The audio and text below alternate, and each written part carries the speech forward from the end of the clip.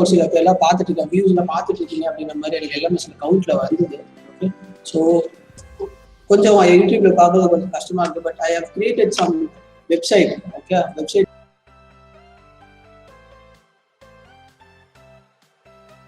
இப்போ இன்கேஸ் அந்த left right சைட்ல இருக்கிற ஐடென்டி எலிமெண்ட் வந்து ஜி பார் வந்து I am just taking some G bar. Okay, ஏதாவது ஒரு element. So I have to find going to find the pre images of this element. Suppose அந்த image வந்து e பாராக இருக்கு, இ பாரா இருக்கு, that is the identity எலிமெண்டா இருக்கு அந்த எலிமெண்ட். ஐடென்டி எலிமெண்ட் என்னன்னா நம்மளுக்கு கர்னல் யூஸ் பண்ணிட்டா அந்த ஃபார்முலா கர்னல் யூஸ் பண்ண அர்த்தம் which is nothing but we know the definition of kernel. எந்தெந்த எலிமெண்ட்லாம் which gets mapped to e bar is the definition of kernel phi. That is kernel phi is equal to x belongs to the domain G such that phi of x is equal to e bar. இதான் அதோட definition. Okay, kernel ஓட definition. Phi of x is equal to e bar. அப்போ x is equal to phi inverse of e bar. இப்படி எழுதிக்கலாம். Both are one and the same. So this is equivalent to, இதை நம்ம எப்படி எழுதலாம் அப்படின்னு பார்த்தீங்கன்னா x belongs to G such that phi of x is equal to e, that is x belongs to kernel k அப்படின்னு எழுதிக்கலாம். Both are same. X belongs to G such that x belongs to the kernel phi இப்படி எழுதிக்கலாம். Okay, கொடுத்துருக்க என்ன நம்ம கொடுத்துருக்க என்ன நம்ம அசீவ் பண்ணணும், what we need to prove அப்படின்றத பாருங்க. ஸோ என்ன ப்ரூவ் பண்ணணும் அப்படின்னு பார்த்தீங்கன்னா the image of the set வந்து எப்படி இருக்குன்னு பார்த்தீங்கன்னா it is nothing but kx. Okay, the inverse images are kx. இதை நம்ம ப்ரூவ் பண்ணோம். inverse images of all the இது வந்து kx இந்த செட் என்னன்னு பார்த்தீங்கன்னா x belongs to G such that y belongs to G. y belongs to G such that y equal to kx for all k belongs to the kernel k. இதுதான் வந்து kx ஓட definition. So இப்போ நம்ம என்ன prove பண்ணணும் அப்படின்னு பார்த்தீங்கன்னா phi inverse of g bar is equal to kx ன்னு ப்ரூவ் பண்ணணும். This is what we need to prove.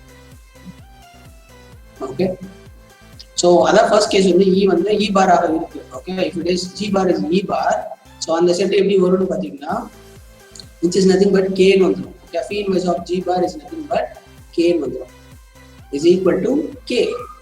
So இப்போ நம்ம k இங்க kx ன்னு இருக்கு. So take x as identity element e. So k is equal to ke. kx ன்னு prove பண்ணோம் phi inverse of g bar. Okay, இதெல்லாம் நம்ம prove பண்ணோம். So first case g bar is equal to e bar. So g bar e bar ஆக இருக்கு. So if இப்படி இருந்ததுன்னா என்ன ஆகும் பார்த்தீங்கன்னா we know that phi inverse of e bar is equal to kernel k. Okay, நீங்க kernel k use பண்ணலாம் இல்ல kernel phi யூஸ் பண்ணலாம், both are same, kernel phi. Okay, therefore kernel phi ஓட டெஃபினிஷன் என்னன்னு பார்த்தீங்கன்னா x belongs to or y belongs to G such that y is equal to some k x, sorry, y belongs to k for all k belongs to the kernel. இதுதான் kernel phi. Okay, இதுதான் அந்த definition. y belongs to C such that phi inverse of phi of y is equal to e bar. இதான் kernel உடைய definition. So phi inverse of e bar வந்து kernel phi கிடைச்சிருச்சு. இப்போ நம்மளோட இது என்னது kx உடைய டெஃபினிஷன் என்னன்னு பார்த்தீங்கன்னா same thing, y belongs to G such that y is equal to phi inverse of y is equal to phi inverse of g bar. இதான் நம்ம கண்டுபிடிக்கணும். இதான் வந்து ப்ரூவ் பண்ணணும். phi inverse of g bar y is equal to kx. y equal to kx. Sorry, for all k belongs to k. இதான் kx. இதை வந்து equal to phi inverse of g bar அப்படின்னு you have to prove. Okay, case 1ல prove பண்ணியாச்சு because இது kernel phi. So இதுக்கு நீங்க பார்த்தீங்கன்னா it's going to be same. ஏன்னா phi of y is equal to e bar. இதை நம்ம எப்படி எழுதலாம் அப்படின்னு பார்த்தீங்கன்னா y belongs to G such that phi inverse of e bar is equal to y. இப்படி எழுதிக்கலாம். Okay, that means y belongs to G, y is equal to k. இதான் அதோட அர்த்தம். For all k belongs to k or kernel phi. இதான் அதோட meaning. So இதை compare பண்ணினா x வந்து e எடுத்தா போதும், சாட்டிஸ்ஃபை ஆகும். So kx equal to kernel k if x is equal to e. Okay, so x on the e ன்னு எடுத்துட்டோம்னா 2 ஆயிடும். So this is a case 1 is proved. So now case 2 பார்ப்போம். Case 2 தான் கொஞ்சம் complicated. Case 1 is easy. Case 2 பார்த்தீங்கன்னா g bar not equal to e bar, non identity element. g bar கிடையாது. Then phi inverse of e bar என்ன இருக்கும்? Okay, அப்படிதான் நம்ம we have to see. Okay, so and x is one of the inverse image of g bar. அது கொடுத்துருவோம். X is one of the inverse image of g bar. That is g bar. That is phi inverse of g bar is equal to x ன்னு கொடுத்துருவோம். Okay, I need to find other phi inverse of g bar. Okay, இந்த செட்டுக்குள்ள phi inverse of g bar செட்டுக்குள்ள there are many elements. One of them is x. One of them will be in x. I am going to find the other elements. Okay, with other suppose y equal to, let y is equal to y ன்னு எடுத்துங்க, ஒரு g ல இருக்கிற y ன்னு எடுத்துங்க, such that y எப்படி எழுதுறேன் அப்படின்னா kx னா I am just writing it as kx for some k belongs to kernel. Some k belongs to kernel phi. Okay, your y I am just choosing it, I am just considering it. Okay, now phi of y, what is phi of y? Phi of kx. So since phi is a homomorphism, I can write separately phi of k, phi of x. Phi of k is e bar. Okay, phi of k is e bar since it's in kernel. So phi of x, e bar into phi of x is phi of x. So இங்க என்ன வந்துருச்சுன்னு பாத்தீங்கன்னா phi of y is equal to phi of x, though x is not equal to y. x வந்து y equal கிடையாது because y is equal to kx. Okay, நம்ம k என்ன எடுத்துக்கலாம்னு பாத்தீங்கன்னா other than identity element கூட எடுத்துக்கலாம். So x is not equal to y. எல்லா நேரத்துலயும் x வந்து y ஆ இருக்கணும்னா need not be. Okay, so phi of y equal to phi of x. அப்ப என்ன அர்த்தம் இது பாத்தீங்கன்னா y யும் x ம் டிஃபரெண்ட், பட் அதோடைய இமேஜ் வந்து it's same. x and y are different, but அதோட இமேஜ் வந்து எங்க போகுது அப்படின்னு பாத்தீங்கன்னா g bar க்கு போகுது. So the inverse of g bar is x and the inverse of g bar is y. அதான் கொடுத்துக்கலாம். Phi of y is equal to phi of x. So image of y is equal to image of x, which is nothing but g bar. சரியா? So இது ஏன் இப்படி நடக்குது அப்படின்னு பாத்தீங்கன்னா because of this particular element y, அந்த representation y ஓட representation எப்படி இருக்குன்னு பாத்தீங்கன்னா y equal to k into x. Okay, so similarly if I can change k for different values of k, ஒரு வேல்யூ நான் கர்னல் ஃபீல்ட்ல இருந்து k மாத்திக்கிட்டே இருக்கும்போது என்ன ஆகும்னா எனக்கு டிஃபரெண்ட் y கிடைக்கும். சோ எத்தனை கர்னல் எலிமெண்ட் இருக்கோ அத்தனை எலிமெண்ட் நான் k x ஓட if I operated with, okay, I will get different y's. சரியா? சோ அந்த அத்தனை y's-ம் வந்து என்ன ஆகும்னு பாத்தீங்கன்னா அத்தனை y's-ம் வந்து phi of y is equal to phi of x. So every y, this particular every y will be inside the phi inverse of g. Okay, அது எல்லாமே வந்து it will be in the inverse images of p. So இதுதான் வந்து நம்ம படிக்கணும், இதுதான் வந்து இது பண்ணணும், ப்ரூவ் பண்ணணும். Okay, this is the thing. Okay, இதுதான் அதோட மீனிங். Okay, y ஓட ரெப்ரசன்டேஷன் வந்து some kernel element in x இருக்கிறதுனால நம்ம phi of y equal to phi of x ன்னு கிடைச்சிருக்கு. So இந்த k மாத்த kernel element இருக்கிற எலிமெண்ட்டை மாத்த எனக்கு டிஃபரெண்ட் y கிடைக்கும். டிஃபரெண்ட் y கிடைக்கும்போது எனக்கு இந்த இது வந்து டிஃபரெண்டா சேமா இருக்கும். phi of x ஓட அத்தனை p of y வந்து சேமாக இருக்கும். எத்தனை இருக்கும்? k ல எத்தனை எலிமெண்ட் இருக்கும், கர்னல் ஃபீல்ட்ல எத்தனை எலிமெண்ட் இருக்கோ அத்தனை phi of y I will get. So அத்தனை ப்ரீ இமேஜ் எனக்கு கிடைக்கும். g barல அத்தனை ப்ரீ இமேஜ், கர்னல்ல எத்தனை இருக்கோ அத்தனை ப்ரீ இமேஜ் கிடைக்கும். Okay, so phi inverse of g bar modulus is equal to, அதாவது கார்டினாலிட்டி இதுல எத்தனை இருக்குன்னு பாத்தீங்கன்னா ஆர்டர் ஆஃப் கர்னல் phi. இது ஒரு இது inference. phi inverse of g bar எத்தனை எலிமெண்ட் இருக்கும், cardinality is equal to order of k kernel phi. Okay, இப்போ ஃபைனலா வந்து சம்டைம்ஸ் வந்து நம்ம இப்போ வேற ஏதாவது இருக்க முடியுமா, இது மட்டும் தான் இருக்குமா, வேற ஏதாவது இருக்காதா, வேற ஏதாவது there exists z belongs to g such that phi of z equal to phi of x இருக்க வாய்ப்பு இல்லையா அப்படின்னு ஒரு क्वेश्चन வரும். இப்படிதான் இருக்கணுமா, ஏன் வேற ஏதாவது இருக்காதா அப்படின்னு your question. சரி, அப்போ in case if it is there, okay, phi of z equal to phi of x ன்னு இருந்ததுன்னா phi of z into நான் இதை இந்த பக்கம் எடுத்துட்டு வந்துடுறேன். phi of x the whole inverse equal to e bar. Okay, I am operating phi of x the whole inverse on both sides. So என்ன கிடைக்கும், phi of z phi of x the whole inverse. We know that phi of z phi of x நான் எப்படி எழுதலாம்னு பார்த்தீங்கன்னா phi of x inverse ஏற்கனவே சொல்லி கொடுத்துறேன் equal to e bar. So phi is homomorphism, I can write it as phi of z x inverse is equal to e bar. இதுக்கு என்ன அர்த்தம், phi of something is equal to e bar என்ன அர்த்தம், z that something will be inside the kernel. Zx inverse belongs to kernel phi or not k ன்னு எடுத்துக்கலாம். Okay, k you can take anything either kernel phi or k. K ன்னு எடுத்தீங்கன்னா it will be useful for notation. Zx inverse belongs to k, which implies Zx inverse is equal to k dash for some k dash belongs to k. இது k ல இருக்கு. k ல இருக்க எலிமெண்ட்ல நான் எப்படி define பண்றேன்னா k dash னு define பண்றேன். ஓகே, சோ Zx inverse வந்து ஒரு k dash ஆ இருக்கு. k ல இருக்க ஒரு எலிமெண்ட் தான் இது. So which implies Z equal to operating x on both sides, I get k dash x. That is, இது எந்த ஃபார்மட்ல இருக்குன்னா Z belongs to k dash and it belongs to k x kx, the right coset of kx. அதெல்லாம் prove பண்ணோம், we just proved it. Okay, it's very simple. Proof வந்து ரொம்ப simple. Okay, இது கொஞ்சம் லாஜிக்கா you think அவ்வளவுதான், மத்தபடி எதுவும் கிடையாது. So next one, next lemma. இது வந்து ஒரு important lemma,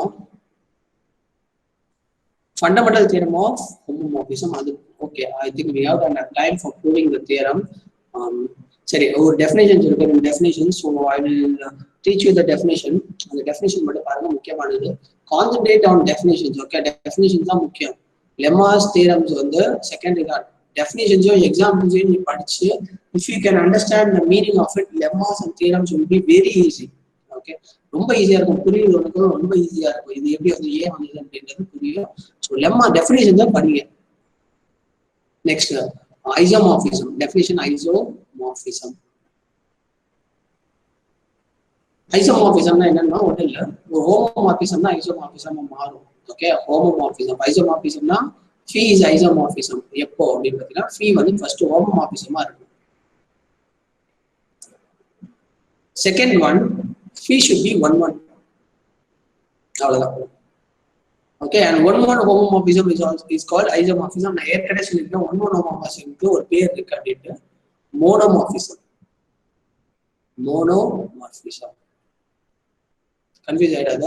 மோனோமார்பிசம், isomorphism both are இந்த புக்ல சேம். ஓகே, இந்த ஹர்ஸ்டைன் புக்ல இட் இஸ் சேம். ஐசோமார்பிசத்துக்கு homomorphism 1-1 same. But if you go on with any other book, கேலியட் இதெல்லாம் நீ படிக்கிற அப்படின்னா ஐசோமார்பிசத்துக்கு வந்து கொஞ்சம் கன்ஃபியூஸ் ஆகும். அங்க வந்து அவன் என்ன கொடுத்துருப்பானா, isomorphism if phi is homomorphism, இது ஓகே. Homomorphism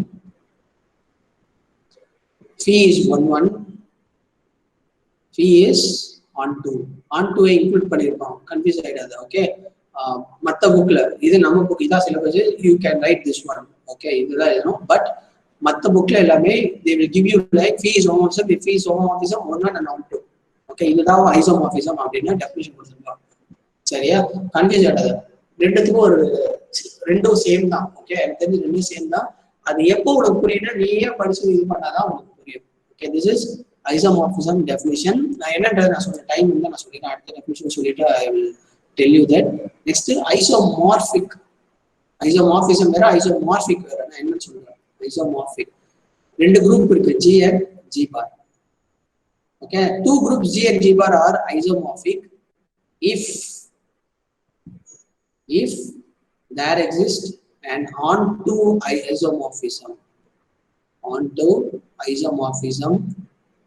between them. ஐசோமார்பிக்னா என்ன அர்த்தம் அப்படின்னு பாத்தீங்கன்னா, G பார் ரெண்டு குரூப் இருக்கு. ஒரு ஹோமோமார்பிசம் டிஃபைன் பண்றேன் ஃபீம்க்கு. அந்த ஹோமோமார்பிசம் என்னமா எடுக்குன்னு பாத்தீங்கன்னா, 1-1 on2 ஆக இருந்தால், 1-1 and on2 ஆக இருந்தால், then G and G bar are called isomorphic.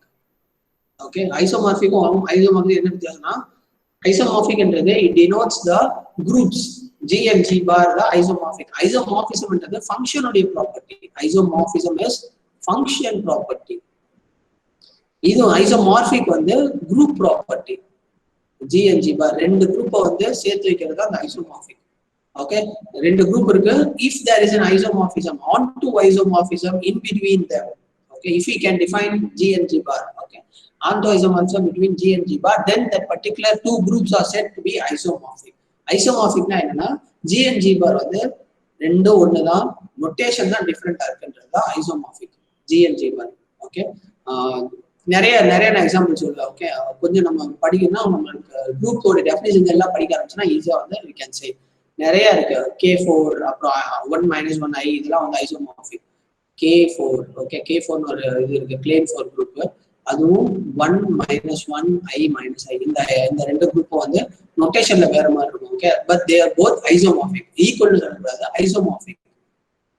ஏன்னா நோட்டேஷன் வந்து டிஃபரெண்டா இருக்கும், but actual happenings inside the structural இதுல வந்து ஐசோமார்பிக்கா இருக்கும். அல்ஜிப்ரிக் ஸ்ட்ரக்சர் வந்து போத் ஆர் சேம் அல்ஜிப்ரிக்.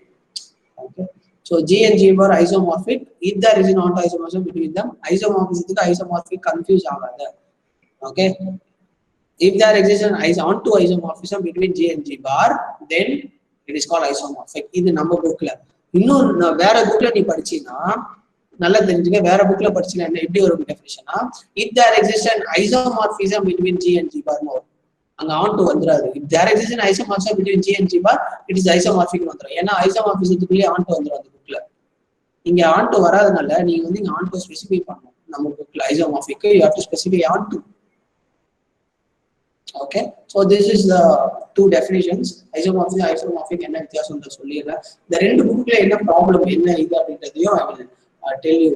ஏன் இந்த பிரச்சனை அப்படின்றது ரெண்டும் ஒன் அண்ட் த சேம் தான். ரெண்டே ஒன்னா தான் இது பண்ணா கொடுக்குற நோட்டேஷன் மட்டும் ஜஸ்ட் சின்ன டிஃபரன்ஸ். இப்போ G and G bar இருக்குன்னு அஸ்யூம் பண்ணிக்கணும். Okay, phi is homomorphism. phi வந்து டிஃபைன் பண்றாங்க. phi is homomorphism.